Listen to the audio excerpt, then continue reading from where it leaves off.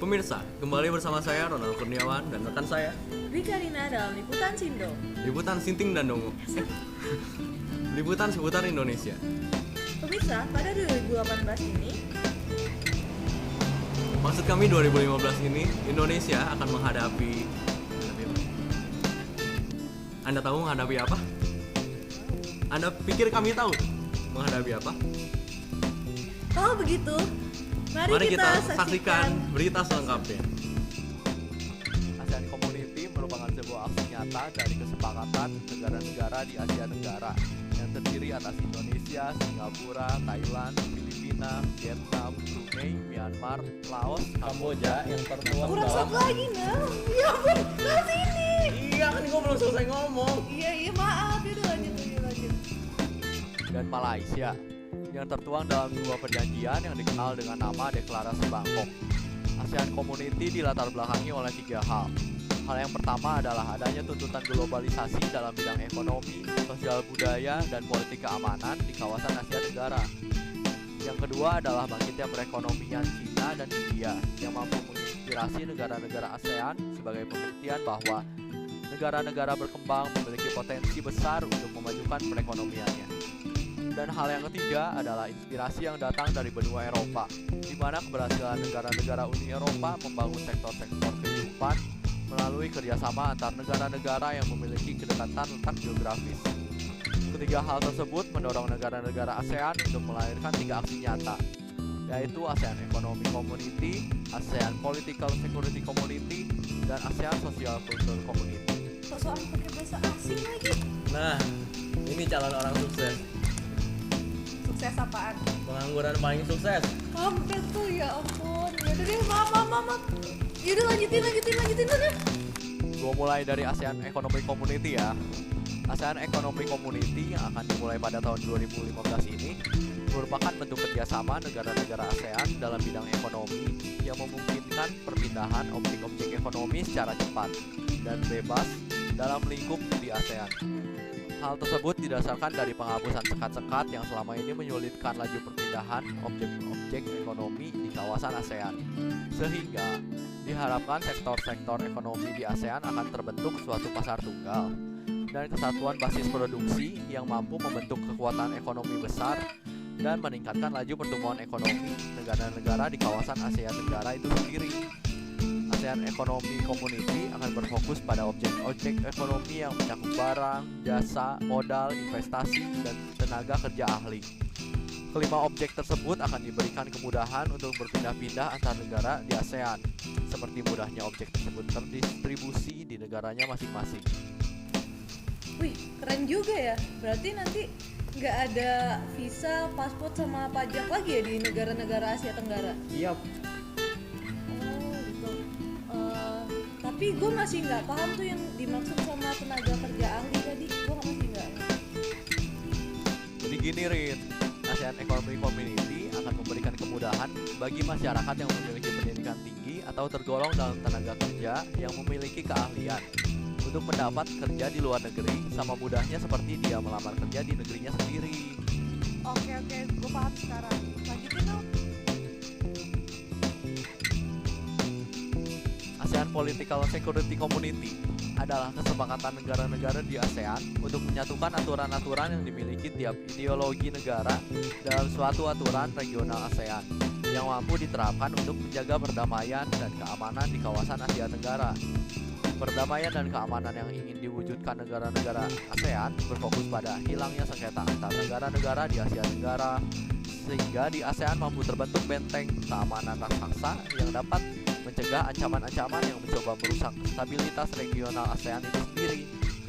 Dengan kemampuan yang dimiliki ASEAN seperti ini, maka tidak dipungkiri lagi kemajuan dan kemakmuran ASEAN dapat terwujud. Buset deh, kayak di kita bakal jadi barisan terdepan tuh. Semoga ya, kekuatan militer ASEAN dapat bersinergi dengan masyarakat membentuk stabilitas regional. Selanjutnya, ASEAN Social Cultural Community. Ini merupakan kerjasama negara-negara ASEAN untuk menciptakan hubungan yang harmonis antar negara-negara di kawasan ASEAN. Keharmonisan yang ingin dicapai dalam ASEAN Social Cultural Community diwujudkan dengan suatu identitas bersama yang akan menjadi simbol kesatuan ASEAN. Identitas tersebut merupakan dasar kebudayaan masyarakat di ASEAN yang telah tumbuh dan berkembang dalam kesamaan letak daerah geografis. Dari kesatuan yang muncul sebagai konsekuensi identitas regional, diharapkan dalam masyarakat ASEAN yang telah maju dan makmur dapat tercipta keadilan sosial, persamaan HAM, melestarikan kebudayaan, serta menjaga lingkungan alam sekitar yang akan mendukung kejayaan ASEAN di mata dunia. Gue yakin ASEAN akan mengambil perannya dalam membangun dunia menuju peradaban manusia yang lebih baik. Ya pemirsa, untuk menganalisis tentang Aceh di Indonesia, rekan kami Karin telah terhubung di lokasi langsung. Rekan Karin, halo rekan Karin. Oh, halo, baiklah pemirsa, sekarang saya telah berada di lokasi. Sekarang saya bersama seorang penjual. Baiklah, Anda dengan kata siapa? Saya sudah beberapa lama berjualan di sini. Itu saya lihat ada gado-gado deh. Satunya Maaf rekan Karin. Rekan Karin, ya? lokasinya BEC loh, bukan baru-baru gado. Oh, maaf. Maaf pemirsa, ada kesalahan teknis di sini. Kesalahan bodoh sepertinya. Gimana sih? Gagal syuting.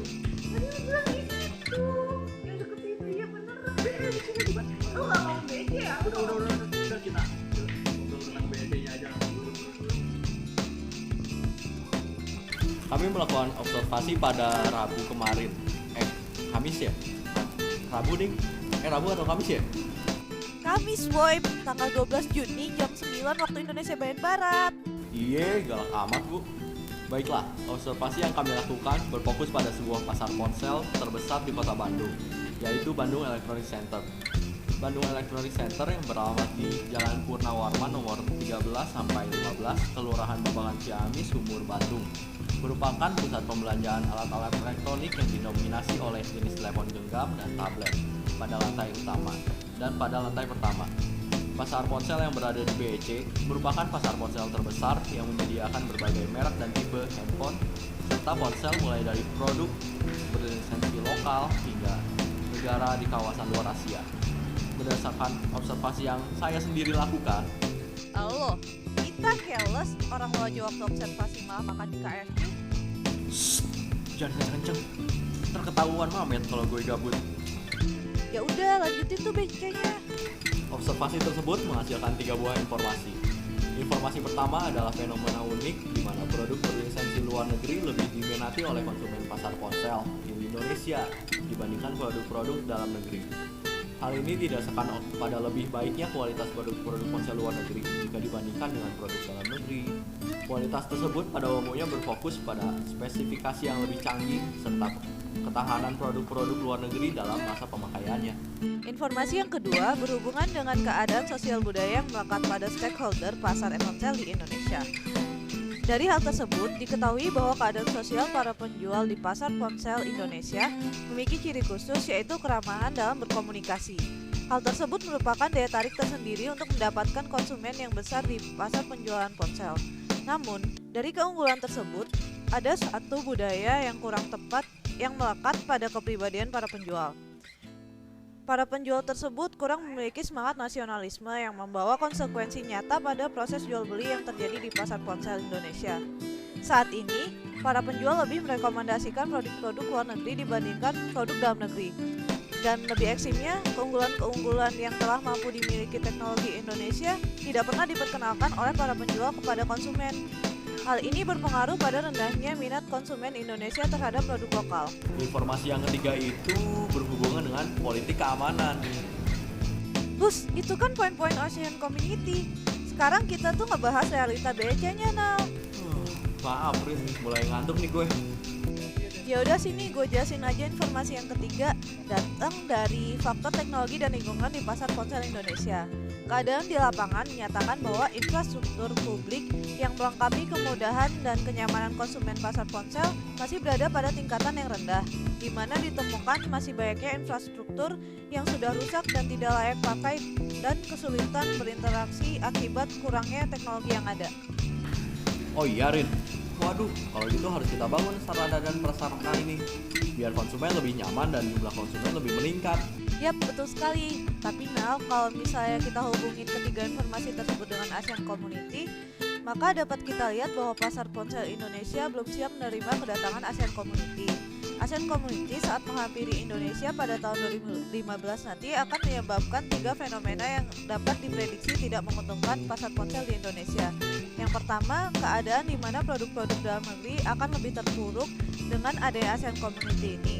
Hal ini disebabkan persaingan yang lebih ketat antara produk-produk lokal dengan negara-negara di ASEAN.